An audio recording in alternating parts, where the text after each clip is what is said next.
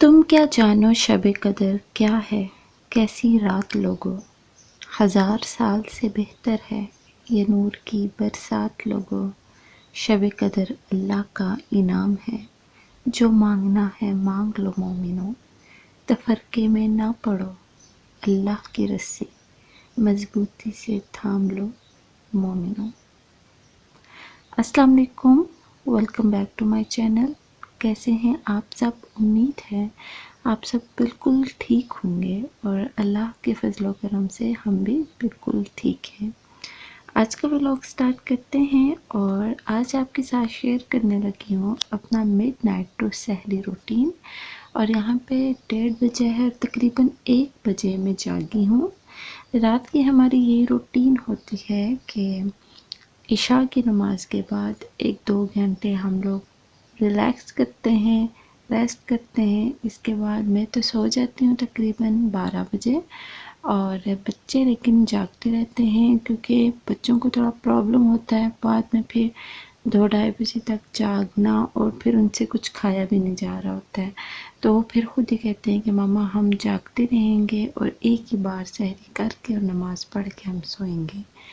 तो फिर ये होता है कि इन जो 1-2 घंटों में जब ये जाग रहे होते हैं तो इसमें इनकी टाइमिंग मैंने सेट की हुई है, जिसमें ये कुछ देर के लिए एंटरटेनमेंट भी करते हैं, कुछ देर के लिए बैठ के अपनी स्टडी भी करते हैं। इस तरीके से ये फिर मुझे 1 बजे जगा देते हैं, तकरीबन 1-1.5 घंटा ही मैं सोती हूँ और इसके बाद फिर मैं जाग जाती हूँ। और फिर हम 1 से लेके 2:15 बजे तक पढ़ते हैं, जो हम टूटी फूटी इबादतें कर सकते हैं वो करते हैं। और 2:15 यहाँ पे बज चुके हैं और ये जो रात को मैंने बादाम भिगोए थे वो मैं ले आई हूँ। और इस टाइम पे 5-10 मिनट के लिए हम लोग बैठते हैं और मैं साथ साथ बच्चों को ये छील के देती हूँ और साथ थोड़ा सा हम बातचीत कर लेते हैं। तो फिर यहाँ पे ये दे के इसके बाद फिर आ जाऊँगी मैं किचन में सहरी बनाने के लिए, क्योंकि अब टाइम काफ़ी पीछे की तरफ जा रहा है। अच्छा, बादाम ज़रूर खाया करें, इससे दिमाग तो ठंडा होता है, बहुत ही अच्छा महसूस होता है खाते हुए भी। लेकिन एक चीज़ का ध्यान रखिएगा कि जब आप ये खाते हैं तो इनके छिलके उतार लीजिएगा, और दूसरा बहुत अच्छी तरह से चुबा के ना फिर इसको निगलिएगा, तो बहुत अच्छा इफेक्ट देता है। आपको मेटाबॉलिज्म तेज़ कर देता है और फिर आपको भूख फील होती है और फिर सहरी में आप ठीक तरह से खा पाते हो और दिन भर में आप रिलैक्स भी रहते हो, क्योंकि बादामों की खसूसियत है ये आपके दिमाग को रिलैक्स रखता है। बहुत ही ज़्यादा क्वालिटीज़ हैं, अल्लाह की बनाई हुई हर चीज़ में ही क्वालिटीज़ हैं, हम बयान नहीं कर सकते अल्लाह की रहमतों और नेमतों के बारे में। यहाँ पे मैं प्याज काट रही हूँ और मैं अपने लिए और शहवेज़ के लिए बनाने लगी हूँ ऑमलेट। सबसे पहले तो ये मैं बना लूँगी और फिर इसको साइड पे रख दूँगी। तो बस इसके लिए सिंपल ही मैंने प्याज काट लिए, थोड़ी सी कुकिंग ऑयल में मैंने इसको डाल के फिर को हल्का सा फ्राई करूँगी, बहुत ज़्यादा नहीं फ्राई कर देना है क्योंकि वो फिर कुछ अच्छा उसका असर नहीं रहता है।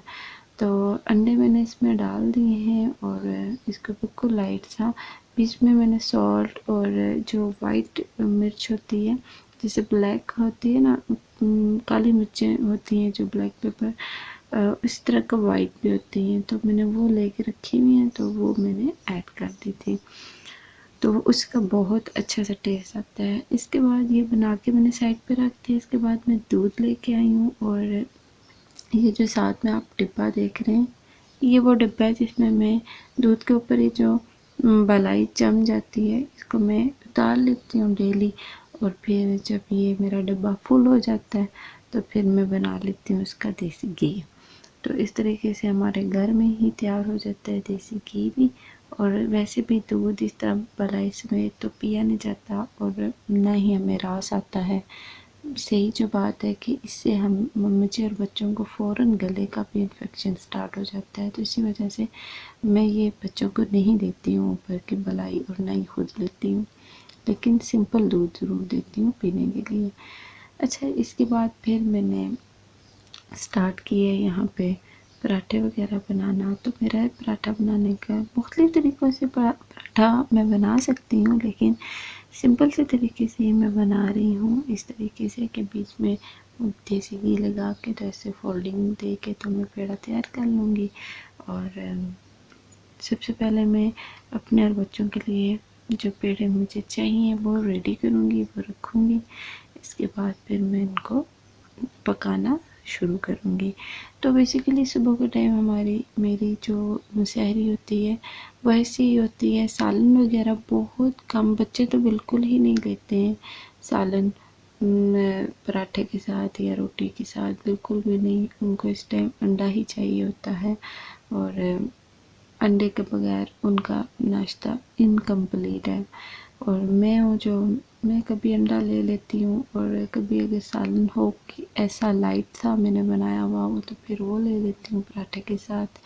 اور کبھی سمپل دیسی گھی بھی لگا لیتی ہوں، چونکہ روزہ ہوتا ہے تو روزے کی وجہ سے پھر صبح جو ہے تھوڑا ہیوی کھانا پڑتا ہے، کیونکہ اگر ہیوی نہیں کھائیں گے تو دن کے ٹائم پھر کمزوری فیل ہوگی، کیونکہ بہت جلدی وہ سب ڈائجسٹ ہو جاتا ہے جو صبح کھاؤ. کیونکہ صبح کے ٹائم ہمارا جو میٹابولزم ہے وہ کافی فاسٹ ہوتا ہے، ایون کہ ہم سو جاتے ہیں اس کے باوجود بھی ہمارا جو سسٹم ہوتا ہے ڈائجسٹنگ سسٹم وہ فاسٹ ہوا ہوتا ہے. اسی وجہ سے ہمیں پرابلم نہیں ہوتا ہے. یہ اللہ کا خاص کرم ہے ویسے ہم پہ. اچھا، یہاں پہ یہ پھر ناشتہ وغیرہ بناؤں گی اور پھر دے دوں گی بچوں کو اور خود بھی کھاؤں گی. لیکن اس کے ساتھ ساتھ تھوڑا میں ویڈیو کی تھیم پہ بات کرتی ہوں، اور شب قدر کے اباؤٹ بات کروں گی کہ شب قدر بچوں کو کیسے ہم سمجھائیں شب قدر کے اباؤٹ. اور لیکن اس کے لیے سب سے پہلے ضروری ہے کہ میں خود اس بات کی سمجھ ہونی چاہیے اچھی طرح سے کہ شب قدر ہے کیا، اور شب قدر کو ہم نے کس طرح سے اس کے مقصد کو سمجھنا ہے. تو اس کے لیے میں آپ کو ایک روایت ہے کہ حضور اکرم صلی اللہ علیہ وسلم نے پہلی امتوں کی عمروں کے بارے میں جب دیکھا، اور ان کی بہت زیادہ لمبی عمریں ہوتی تھی پہلی امتوں کی، تو آپ صلی اللہ علیہ وسلم کو اپنی امت کی عمریں جو تھی وہ بہت تھوڑی اور کم محسوس ہوئی، بہت تھوڑی لگی. تو انہوں نے یہ سوچا کہ اگر نیک اعمال میں ان کی برابری بھی کرنا چاہیں تو ناممکن ہے. تو اس پر حضور صلی اللہ علیہ وسلم کو بہت رنج و افسوس ہوا. تو اس کی تلافی کے لیے اللہ تعالیٰ نے پھر یہ رات یعنی شب قدر کی رات مرحمت فرمائی. اور دوسری روایت میں ہے کہ حضور کریم صلی اللہ علیہ وسلم نے بنی اسرائیل کے ایک شخص کا ذکر فرمایا کہ وہ 1000 مہینے تک اللہ کے راستے میں جہاد کرتا رہا. صحابہ کو اس پر رشک آیا تو اللہ نے اس کی تلافی کے لیے پھر اس رات کا نزول فرمایا. یعنی اگر ہم اس رات کی قدر و منزلت کو سمجھیں تو اس رات کی عبادت اس قدر معنی رکھتی ہے جتنے کہ 1000 سال کی عبادت بھی ہم لوگ کریں تو اس کے برابر. تو یہ دیکھیں کس قدر اللہ پاک کا بڑا انعام ہے. تو جب ہم خود اس رات کی قدر کریں گے تو ہمارے بچے آٹومیٹکلی اس رات کی قدر کریں گے. اچھا، اب ایک اور روایت ہے کہ حضرت عائشہ رضی اللہ تعالیٰ عنہ سے روایت ہے کہ میں نے رسول اکرم صلی اللہ علیہ وسلم سے عرض کیا کہ مجھے بتائیے اگر مجھے معلوم ہو جائے کہ کون سی رات شب قدر ہے تو میں اس رات سے اللہ سے کیا عرض کروں اور کیا دعا مانگوں. تو آپ صلی اللہ علیہ وسلم نے فرمایا کہ یہ عرض کرو کہ اے میرے اللہ، تو معاف فرمانے والا اور بڑا کرم فرمانے والا ہے، اور معاف کر دینا تجھے پسند ہے، تو بس تو میری خطائیں معاف فرما دے. یعنی اس حدیث کی بنا پر اللہ کے بہت سے بندوں کا پھر یہ معمول ہے کہ وہ ہر رات میں یہ دعا خصوصیت سے کرتے ہیں ماہ رمضان مبارک کی راتوں میں. اور ان میں سے بھی جو یہ آخری جو عشرات ہے اس کی طاق رات، اب ہمیں نہیں پتہ کہ کون سی رات جو ہے نا وہ شب قدر کی رات ہے.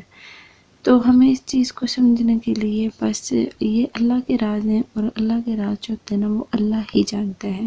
ہم اس کے عام سادہ سے بندے ہیں. ہمیں اس کی یہ جو جتنی ہمیں راتیں ملی ہیں نا اس میں عبادات کرنی چاہیے، اور رو کے اللہ سے اپنے گناہوں کی معافی مانگنی چاہیے. کیونکہ یہ جو حدیث ابھی آپ کو سنائی ہے میں نے، جس میں نبی پاک صلی اللہ علیہ وسلم نے حضرت عائشہ کو بتایا تھا کہ ہمیں کیا کرنا چاہیے، اس کے مطابق ہمیں یہ سمجھ لگتی ہے کہ ہمیں اس رات میں ان راتوں میں اللہ سے اپنے گناہوں کی معافی مانگنی چاہیے، کیونکہ ہم بہت زیادہ گناہ گار ہیں اور ہمیں اپنے گناہوں کا احساس بھی نہیں ہوتا ہے۔ ٹھیک ہو گیا۔ اس کے علاوہ رسول اکرم صلی اللہ علیہ وآلہ وسلم نے فرمایا ہے کہ میں نے خواب میں شب قدر دیکھی مگر پھر مجھے بھلا دیا گیا۔ یہ رمضان المبارک کے آخری عشرے کی راتوں میں ہے، یعنی کہ نبی پاک صلی اللہ علیہ وآلہ وسلم نے بتایا کہ میں نے خواب میں دیکھا کہ جو شب قدر تھی وہ رمضان المبارک کے آخری عشرے کی راتوں میں سے تھی، اور یہ رات پاک اور بہت ہی باوقار رات تھی، نہ زیادہ گرم ہوتی ہے نہ ہی ٹھنڈی، اس میں شیطان نہیں نکلتا یہاں تک کہ صبح صادق نہ ہو جائے۔ تو اس رات کی دعا بھی آپ صلی اللہ علیہ وآلہ وسلم نے یہ سکھائی ہے کہ اللہ بہت زیادہ معاف کرنے والے ہیں، معافی کو پسند کرتے ہیں، لہٰذا میرے گناہ بھی معاف فرما دیجیے۔ تو دیکھیں کس قدر خوبصورت ہے یہ دعا، تو ہمیں اس رات کی قدر کرنی چاہیے، اپنے بچوں کو بھی اس طرف لے کے آئیں، ان کو سمجھائیں۔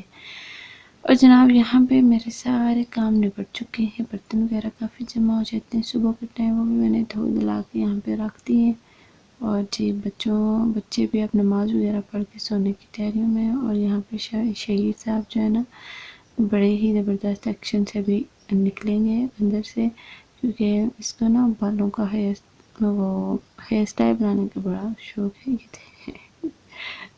تو یہ بالوں کو سیٹ کرتا کرتا آیا اور ہمیں یہ سین بہت زیادہ پسند آیا، تو میں نے اس کو کہا کہ آپ کو بھی دکھا دو۔